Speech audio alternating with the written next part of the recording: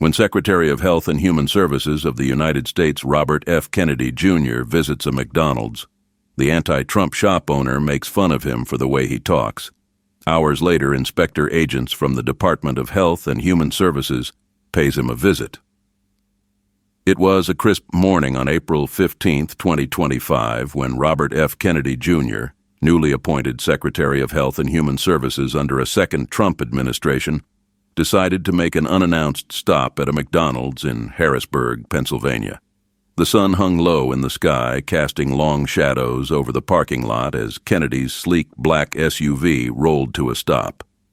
His aides had protested the detour. After all, they were en route to a press conference on national vaccine policy.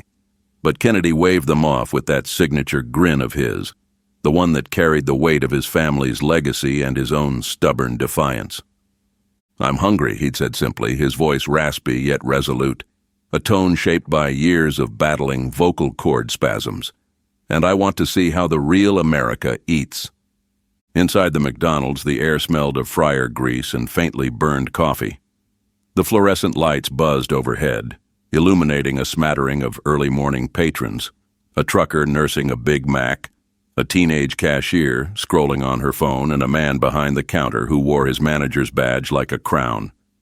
His name tag read Gary, and his round face was framed by a scruffy beard that seemed to bristle with every breath he took.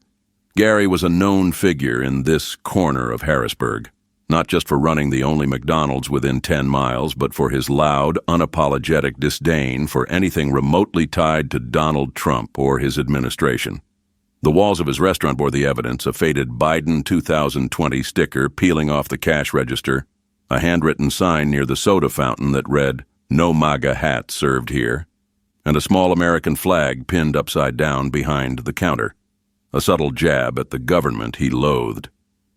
Kennedy stepped through the glass doors, his tall frame slightly hunched from years of physical discipline and relentless activism. He wore a simple navy blazer over a white button-up, no tie, his hair swept back in that tousled Kennedy way. His security detail, 2 stone-faced agents in dark suits, trailed a few steps behind, scanning the room with practiced precision. The teenage cashier barely looked up from her phone as Kennedy approached the counter, but Gary's eyes locked onto him immediately.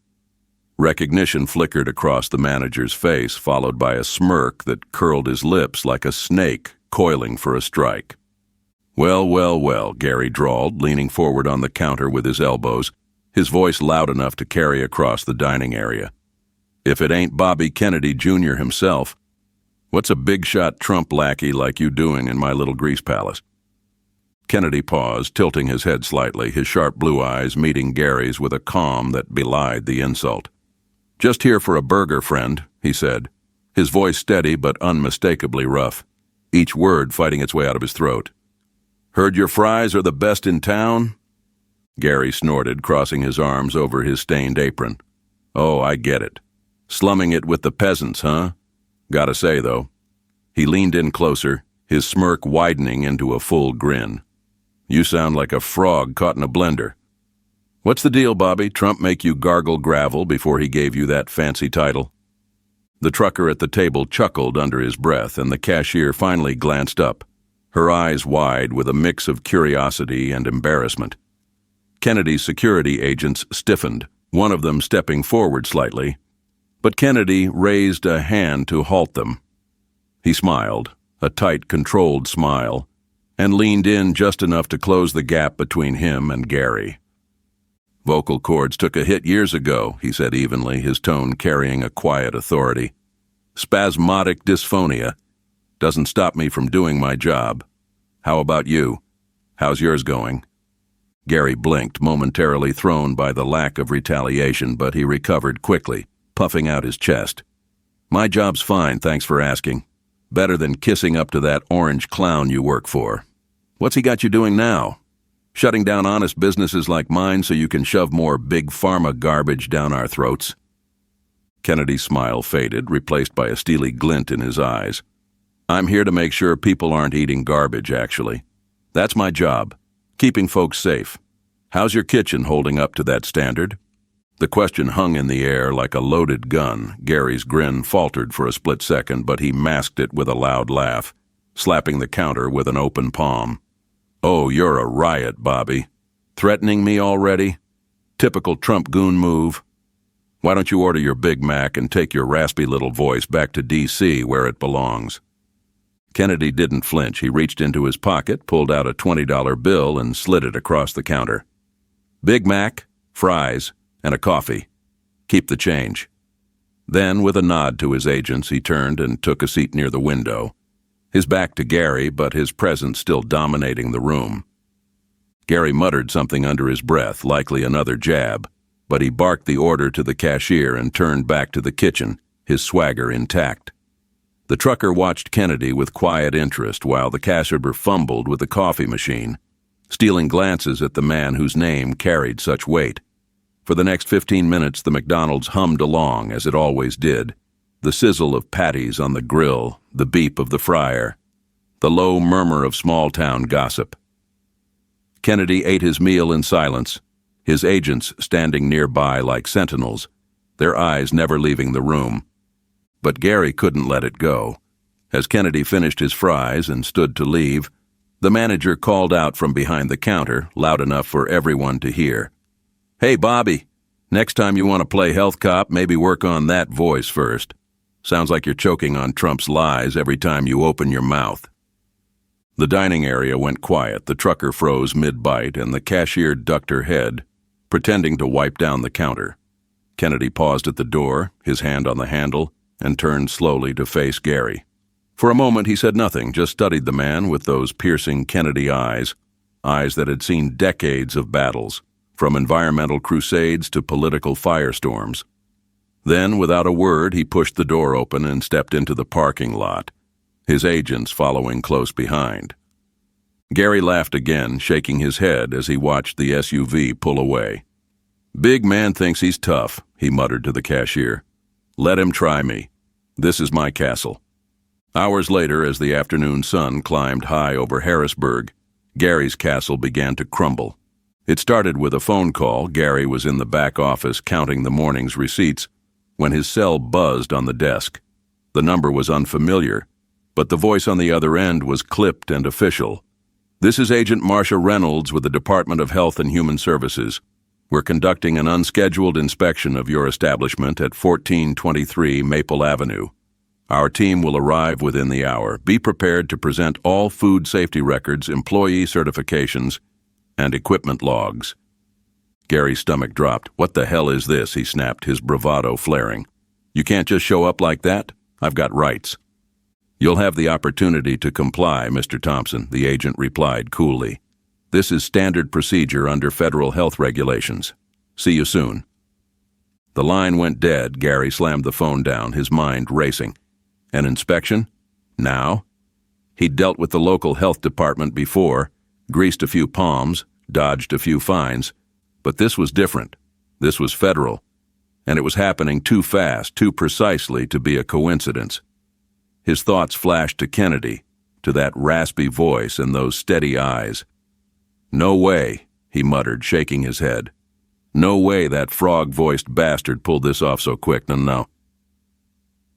But deep down he knew he'd poked the bear, and the bear had claws. By 2 p.m., the parking lot outside Gary's McDonald's was a hive of activity.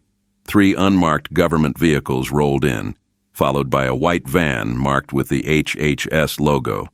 Out stepped a team of inspectors, 5 in total, dressed in crisp navy jackets, clipboards in hand, their faces set with the kind of determination that made Gary's palms sweat. Leading them was a woman in her 40s, her dark hair pulled back in a tight bun, her badge identifying her as Agent Reynolds. Behind her, standing near the SUV with his arms crossed, was Robert F. Kennedy, Jr. himself. Gary burst out of the restaurant, his apron flapping as he stormed toward the group. "What the hell is this?" he shouted, jabbing a finger at Kennedy. "You think you can just waltz back here and shut me down because I hurt your feelings? This is harassment." Kennedy didn't move, didn't flinch. He met Gary's glare with that same calm resolve from earlier. "This isn't about feelings, Mr. Thompson," he said, his voice cutting through the afternoon air like a blade. "It's about the law. My team's here to ensure your restaurant meets federal health standards. That's all." "Bullshit," Gary spat, turning to Agent Reynolds. "You've got no right to do this without notice. I'll sue your asses into next week." Reynolds didn't blink. She held up a tablet displaying a signed warrant. "We have full authority under the Public Health Service Act, Section 361. Unannounced inspections are within our jurisdiction when credible concerns arise. Now step aside or we'll add obstruction to the report." Gary's face went red, his fist clenching at his sides. "Credible concerns? What concerns? This is a setup. He pointed at Kennedy again. "He's pissed because I called him out this morning. This is political revenge." Kennedy stepped forward then, just enough to close the distance between them, his presence towering despite his quiet demeanor. "You can call it what you want," he said, his raspy voice low but firm.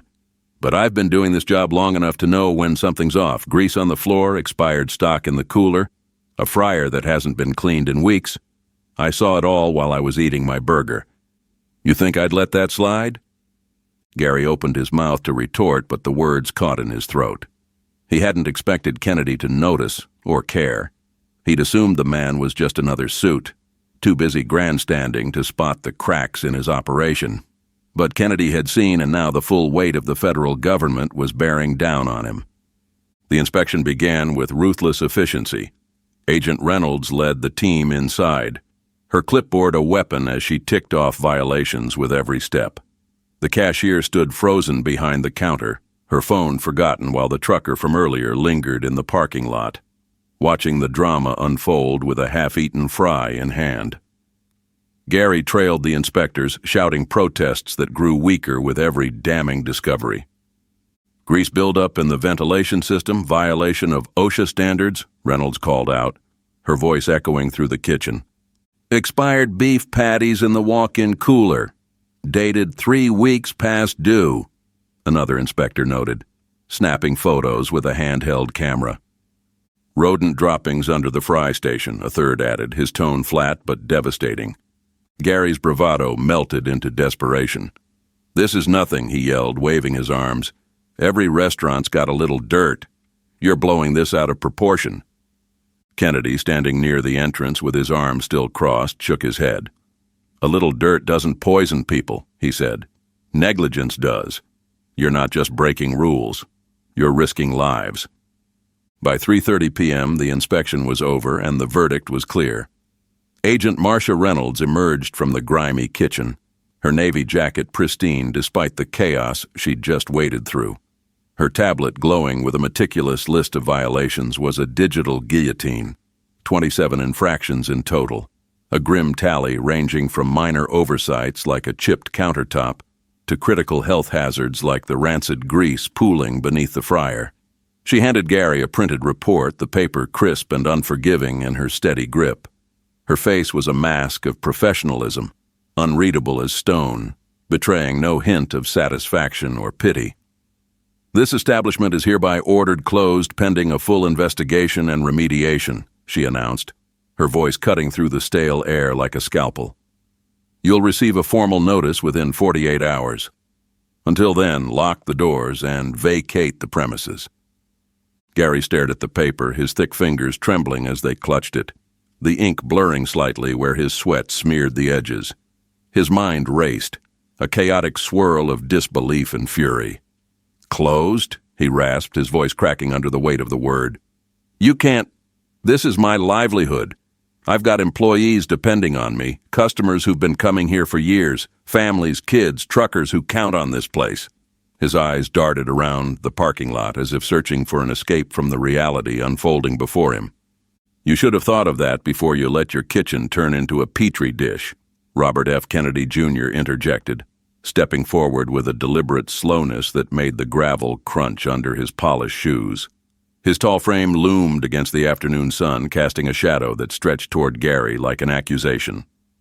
"You mocked me this morning, fine. I can take it. I've taken worse from bigger men than you. But I won't let you mock the people who eat here, who trust you to keep them safe from the filth you've let fester." His raspy voice, strained yet resolute, carried a quiet fury that made the air feel heavier. Gary's face twisted, his beard bristling as he crumpled the report in his fist, the paper crackling like dry leaves.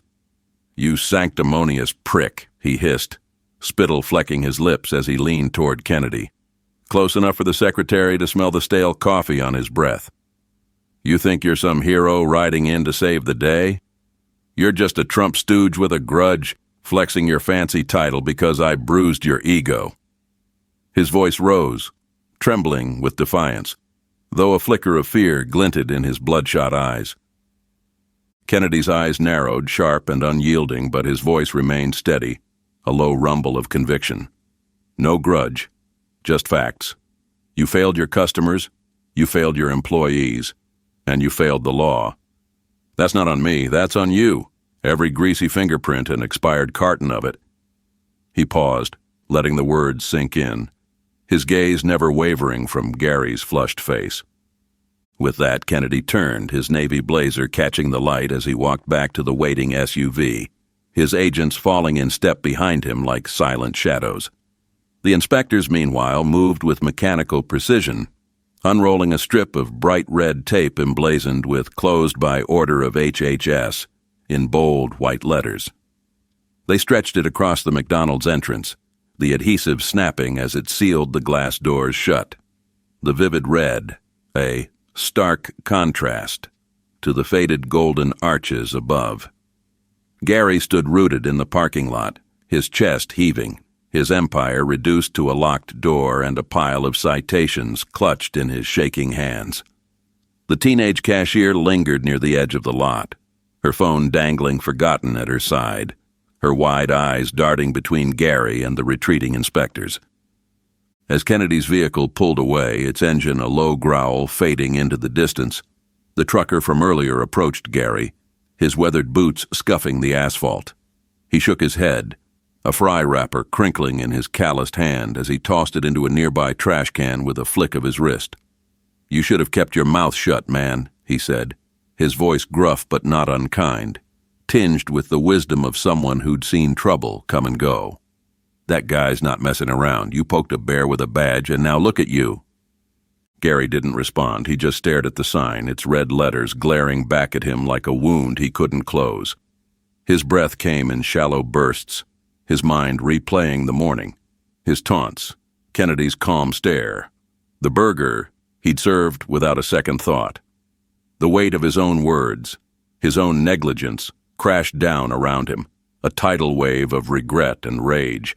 The McDonald's, his castle, his kingdom of grease and grit, was no more. In its place stood a lesson etched in red tape and raspy resolve.